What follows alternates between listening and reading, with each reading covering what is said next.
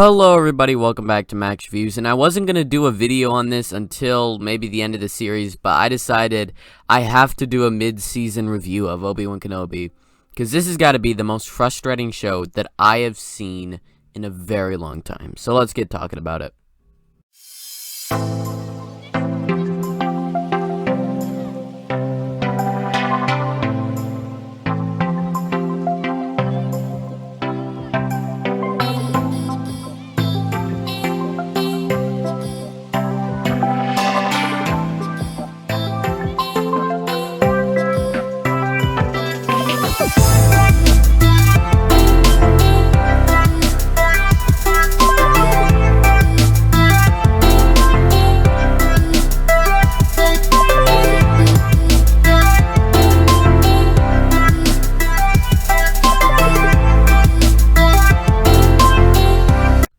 So Obi Wan Kenobi is the new Star Wars show that takes place in between Revenge of the Sith and A New Hope, but before Rogue One and after Clone Wars.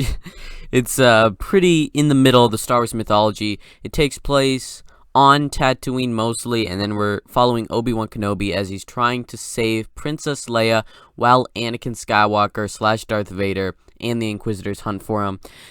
And this is really, really frustrating because if we go through like shows that I've been checking out so far that I reviewed, maybe not reviewed this year, I've seen so far 8 shows in total, but just like Peacemaker, my favorite show of the year so far, was amazing because it was just so solid throughout the entire show. Moon Knight, on the other hand, was disappointing, and then Book of Boba Fett, our other Star Wars show, was extremely disappointing. But I had so much hype going into Obi Wan Kenobi because this has been my most anticipated piece of Star Wars media since it got released that it would be coming out, either the movie or the show, whatever, back when The Mandalorian was announced. They announced Obi Wan Kenobi and The Mandalorian, and I've been looking forward to it ever since, and it's been more anticipated than any of the movies, any of the other shows, because I really do enjoy the prequels. I know, like, the first 2 aren't as good, but I have so much nostalgia, and I love Revenge of the Sith. And I love Ewan McGregor as Obi-Wan Kenobi and Hayden Christensen as Anakin. Although he does have some bad dialogue, I think he does a great performance.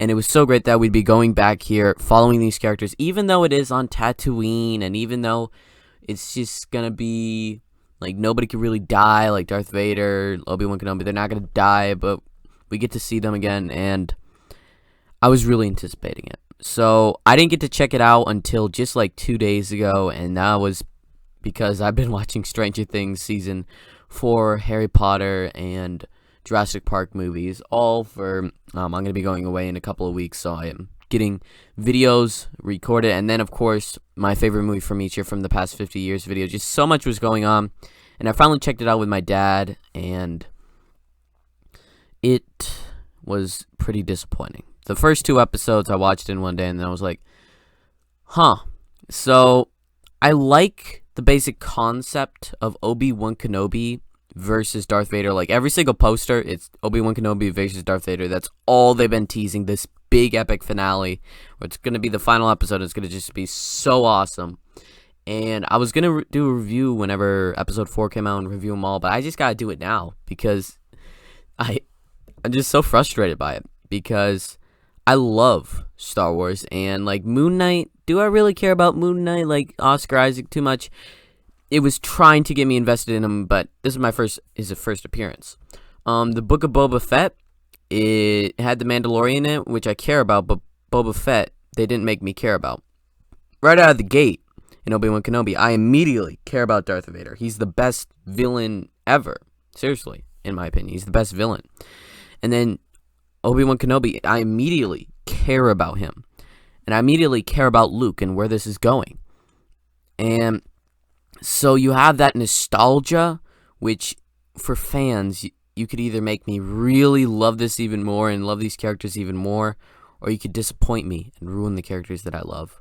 So, starting with episode 1, one thing that I did not anticipate was Leia Organa would be so incorporated in this show, where she is one of the main, not exactly problems, but frustrations of the show. So we start off right with this just epic fight between, like, Order 66, Clone Troopers versus this Jedi and the younglings. I assume this is going to go somewhere in the future where it's revealed like maybe the third sister was one of those kids, or maybe Obi Wan Kenobi was there. Something happened that it's connected somehow, and I was like, okay, this is going to be cool. And then we immediately get to the Inquisitors showing up, and they look awesome. I did watch like season 1 and half of season 2 of Rebels in anticipation for this. It's easily my least favorite thing of Star Wars of all. It's my least favorite Star Wars thing. I hate Rebels. But the Inquisitor in live action, the third sister, and I think the fifth brother, all look so cool. Just the Inquisitor has this presence where he has such a cool face, such a cool prosthetics on him, cool lightsaber, the cape, the red, the black. It just looks so awesome. You have them interrogating people looking for this Jedi. Then you have the third sister sort of being a bit more, just a bit more violent, a bit more haughty than everybody else, just literally wanting to kill this guy instead of interrogate him. Then we go to Obi Wan Kenobi, and he's just living out his life. He's talking with Jaws, he's working at his job, he's having nightmares of Anakin, and it's slower, it's calmer, and I really enjoy this first episode because it just gets Obi-Wan Kenobi this sort of in the desert doing his own thing and having these nightmares of Anakin and following Luke, just taking it easier. He runs into this Jedi and he tells him, just give it up. Give up your lightsaber, put it in the desert, forget about it. And then we move to Leia, and right from the get-go when we saw Leia, I'm like, oh dear, this is going to be frustrating. So, Leia, I'm not mad that they brought her back. I'm not even mad about anything. She's just a frustrating character because you have this obvious, 8-year-old girl playing a 10-year-old Leia who acts so differently from scene to scene, where in one scene she'll be complaining and wanting to get extra gloves or jewelry, or not trusting Obi-Wan Kenobi, acting like a 6-year-old when she's supposed to be 10. I'm 14. She's 4 years younger than me, and she looks 8, and she obviously is 8. They should have just said that she's 8 or cast somebody older. And then she also has these great sort of scenes where she's doing dialogue and outsmarting teenagers and Obi-Wan Kenobi in some situations where she's acting like 25. And so it's hard to do it to get the Leia things where she's definitely Leia. You could understand that. But Leia is a very frustrating character when she's a kid. I could see some people, not me, but some people could say that she's acting like a brat a bit. But Leia always is sort of like that, even though she's haughty and she will get the job done. When you have that into an 8-year-old kid, it comes off very differently. And I just think a bunch of people will be frustrated or a bunch of people will love her. And I thought it was cool enough to see that. You have Owen talking to Obi-Wan Kenobi. I'm loving everything with Obi-Wan Kenobi in this show. This is a review for the first 3 episodes, and he's great. I love the returning cast with the guy that plays Owen, the guy that plays Bail Organa, just everybody. It's so cool. And I just love that they're not doing something like The Mandalorian or Book of Boba Fett, which they still might. We're halfway through the show and they haven't really done it, where it's just like, hey, look at this character who does not need to be here, and we're just going to bring him in. So you're like, oh, look at that. Where it makes sense. Vader would be looking for Obi-Wan Kenobi. Bail Organa, if Leia was gone, would go to Obi-Wan Kenobi. And then Qui-Gon, if he shows up, it makes sense because it was established all the way back in Revenge of the Sith that Yoda could basically connect with Qui-Gon Jinn, so I'm really hoping that we can find him. You have this extremely cheesy chase scene that a bunch of people, this is my problem with the show. When you have such a high budget, so many great moments, such great casting at some points, well, not casting, but just acting from our characters. And then you have scenes like this where you have these 3 guys trying to chase 8-year-old Leia, and she's just running, and just how it's shot, and how she's running, and 3, I want to say 20 to 40-year-old guys and aliens can't catch an 8-year-old girl. And one of them is just running into a tree, and they're it's so cheesy. It's so horrible. And the guy that plays the main villain so far, isn't too good, and they all corner her eventually, and they get her, but it's just so frustrating and weird that they had something like this, and this is how they catch Leia. Like, this is how you do it. But anyway, you find the Jedi, he's dead, that the Inquisitors were searching for. The girl, what's her name? Third sister, she's obviously going after Obi Wan Kenobi. It seems like her only motivation. And then we have Leia caught, and Obi Wan Kenobi's like, okay, I'll go find Leia. That's the end of the first episode, and I thought, hey, solid enough intro. It had quite a few mistakes with the villain guys that are trying to catch Leia, the horrible, horrible chase scene with Leia, which a bunch of people have been commenting on. And then just like little details here and there with Leia that I'm just like, not a big fan of. Episode 2 is so far my least favorite episode just because, it's frustrating because when you see Kumail Nanjiani in this show, you don't think, hey, look, a new character. You think, oh, look, Kumail Nanjiani. Where, like, if you had seen other famous actors in Star Wars movies, say Oscar Isaac or Samuel L. Jackson, they embody the characters so well that you don't even really recognize that it's that actor. You recognize the character. Like, when you see Mace Windu, he doesn't look like Samuel L. Jackson. Well, he sort of does, but he looks like Mace Windu. You're not going to identify him, hey, look, it's Samuel L. Jackson. You're going to be like, this is Mace Windu. So when you have Kumail Nanjiani in here, which I enjoy the guy. Eternals, did a great job, even though I hated the movie. He was a great part in it. He's done quite a bit of good comedy bits. I enjoy him. And then when you have him in there pretending to be a Jedi, it's just sort of like, I don't really see this guy. I see Kumail Nanjiani doing his stick on Star Wars. And I'm just like, okay, like, it seems like an interesting idea, but it doesn't work for some reason. The new world that Obi Wan Kenobi goes to find Leia is cool enough. It's like Tokyo, sort of, with a bunch of neon signs and all this cool stuff, while also having an underworld. I enjoyed it. And then you just have Obi Wan Kenobi finding Leia eventually, and just their talk, their banter is so frustrating, where Leia is going to be running away from Obi Wan Kenobi or wanting to buy some gloves, and it makes you not like her when you're supposed to really enjoy her. Another really frustrating thing, along with Leia, is third sister, who, the actress, I think Moses something, I can't remember her last name, she's been getting a ton of hate. I hate her character, but you shouldn't be going on her about it. It's not her. She's the actor. She's not the writer. Don't make fun of her. Don't make fun of anybody. Just, if you're going to hate somebody, don't hate the actor or the actress. Hate whoever wrote the script, because it's their fault. They're the one that wrote her like this. So, she is done.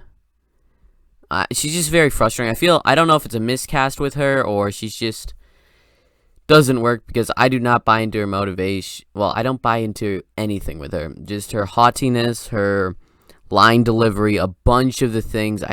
I'm sorry, I don't like the character, and I don't think she was in Rebels. I haven't gone to season 3 or 4, which I probably will never watch, but her character doesn't work for this show. I'm sorry. Like, when you're hunting Vader and you have the Grand Inquisitor, like one of the coolest new villains in Star Wars since Kylo Ren, or maybe Darth Maul. Well, Darth Maul's been around for so long, but one of the coolest, like, alien looking villains since Kylo Ren.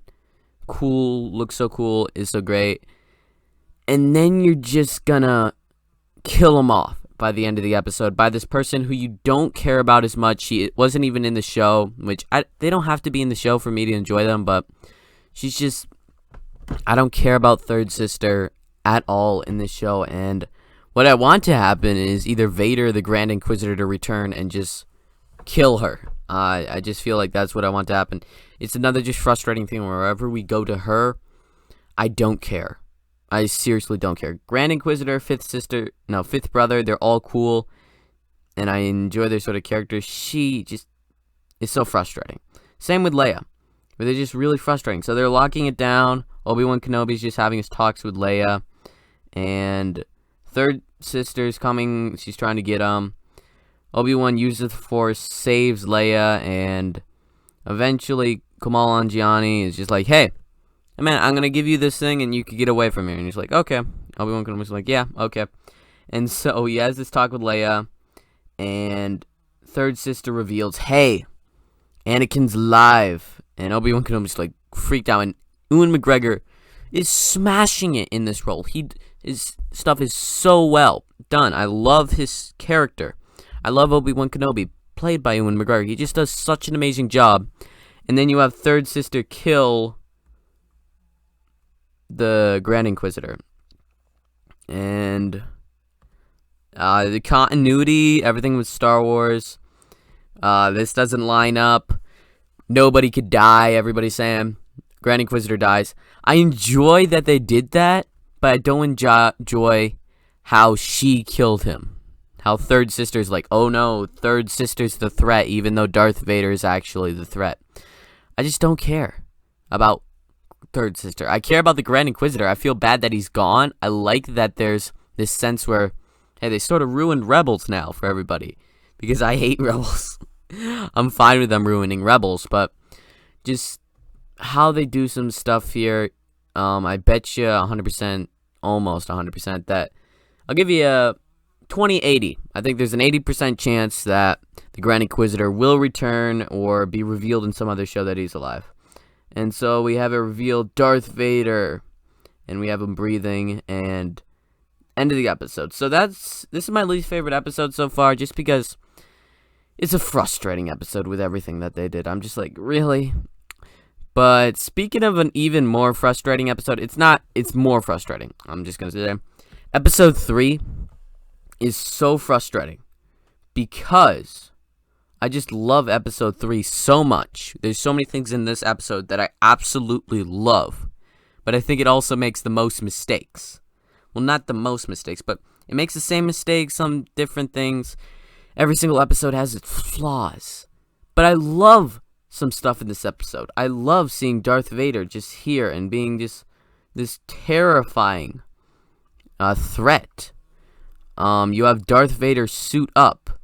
You have him in Bass Castle talking, and he is just such an imposing threat. And you know Hayden Christensen is actually in the suit.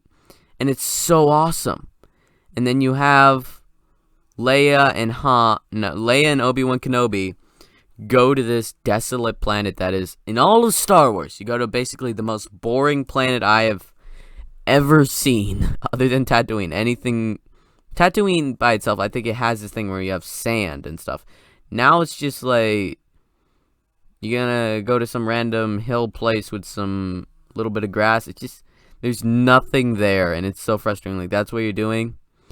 But, oh well. So we have third sister talk with the other guy. She's like, I talked with Lord Vader. I'm in charge right now. Don't mess with me. And the other people are like, really? And then we have the most annoying character, even more annoying than Leia and third sister. It is so frustrating. Yeah, I don't know why. It's a random complaint. I know, it might be a nitpick, but I just don't enjoy it. Then you have Obi-Wan Kenobi and Leia sort of making up this story about how they're here to see Leia's mother, and then you have sort of this thing where Leia's like, you knew my mother, didn't you? Sort of thing. And she's like, are you my dad? And you have this little conversation with them. It was good enough. You get some violence where you have Obi-Wan fighting all these stormtroopers eventually. You got a actually pretty cool kill right here when a stormtrooper just got slit in half. I thought that was pretty awesome to see that. You have Obi-Wan Kenobi just fight all these guys. You have the Grand Inquisitors come, and then they're in this town. This Imperial girl, turns out she's good. And it's one thing that's another frustrating. I don't care. This girl that's an Imperial, we've seen this 1,000 times in Star Wars, where it's like, hey, I'm actually on the good side. I'm actually for the rebellion. I'm like, I am so tired of this. The one trope that I'm so happy they didn't do, because they do this in every single episode of like Rebels, and and they did it in a bunch of Star Wars. It's just, I'm glad they didn't dress up as stormtroopers together. That would have been the most frustrating thing in the world. Just random thing that came into my head. I'm like, what if they dressed up as stormtroopers? Please don't do that. And then you have this like epic scene that like all my problems where you have this stuff with the third sister, the stuff with Leia, the stuff with the Fred alien, the thing with this Imperial girl, all this stuff that I've been like, ah. Then you have this epic scene where Vader just walks into town. He's so imposing, and then he starts killing people randomly, which some people might have a problem with, but for me, he's using it to get Obi-Wan. He's trying to get Obi-Wan to get out, and he's killing people, murdering them. And I just really enjoyed this, like, dark Vader. He's just toying with Obi-Wan, and Obi-Wan's seeing this is Anakin. This is what he's become. And you have Vader just igniting his lightsaber, and Obi-Wan Kenobi just running away. You don't get... I knew they're not going to do this epic fight yet, because they're definitely saving that for the finale, where we're going to get... This better be the most epic fight in the history of Obi-Wan versus Vader. Even better than Revenge of the Sith, hopefully. And it just should be so good. And then we're just switching from epic fight, like not epic, but good to great fight between Obi-Wan Kenobi and Vader. And then we're switching to Leia and Imperial Girl that I don't care about. Two characters that frustrate me and every once in a while annoy me a bit, while also being just... Leia's fine, as I've said many times. And so you have Vader, just epic scene where he burns Obi-Wan in the fire. He lifts him up and is dragging him through the fire, and he's like, you're coming with me and you're going to be tortured for the rest of your life. And it's just so epic to see. This is what Vader wants to do. You have the Inquisitors looking for Leia, and then you have just this great shot of Vader, the fire in his eyes reflecting on his helmet. And then you have, of course, the fire. Vader gets the fire off, and the stormtroopers are just gonna get Vader. And then the Imperial girl saves him with her droid, which I don't care about the droid either. And they save him. And it's just such a stupid moment, because you have Vader, obviously, could just turn the fire off like he did with the Force and lift Obi-Wan Kenobi out and bring him with him. But I think he wants to thrill the hunt, which the more you think about it, the more it gets worse and better at the same time. Where you could go either way. You could just be so frustrated, like, why did they not get him? There's tons of stormtroopers there, all the Inquisitors and Vader, and they just were like, hey, let's let Obi-Wan get out of here. Or you have the thought where you're like, Vader's toying with him. Vader wants Obi-Wan Kenobi to think there's hope, and then he's just gonna grab his hand around him and drag him out again. And then you have third sister find Leia, and I'm like, why? Why? Why does this guy keep happening? So the third episode was my favorite, just because I liked the first one the most, and then the more I thought about it, it had the best and some of the worst stuff. And that just sort of beat the other two episodes, just with such epic stuff from Ewan McGregor, Hayden Christensen, and these two characters are just carrying the show. If you don't have it's Obi-Wan Kenobi the show, but if you don't have Vader in here, or a very compelling villain, if it was just the Inquisitors trying to get Obi-Wan Kenobi, this would probably be one of the most disappointing shows in the history of shows for me. But since you have the Vader, since you have this very compelling thing trying to figure out Obi-Wan Kenobi realizing Vader is back, that really pushes the show up for me. So I am frustrated right now. This is the most frustrating show that I've seen so far, at least the first half, where you have so much stuff that I genuinely really enjoy, and then so much stuff that I really am so frustrated by.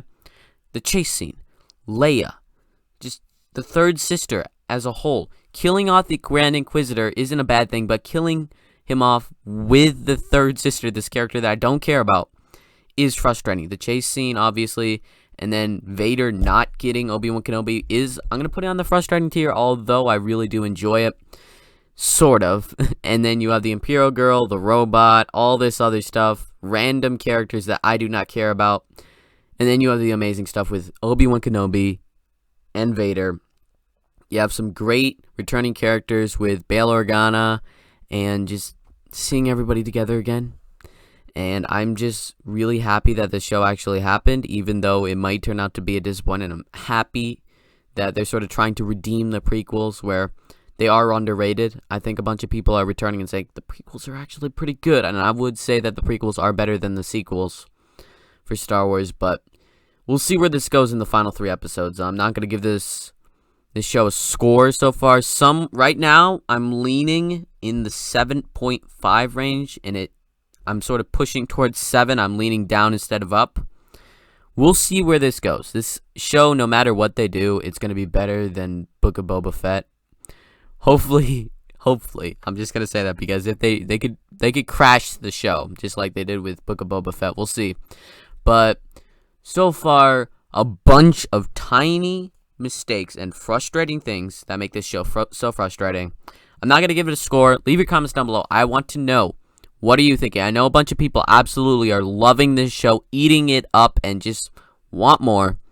For me, no, I'm really happy to see a bunch of stuff, and then I'm really not happy with where a bunch of things are going. So leave your comments down below. I want to know. Like, subscribe to Max Reviews.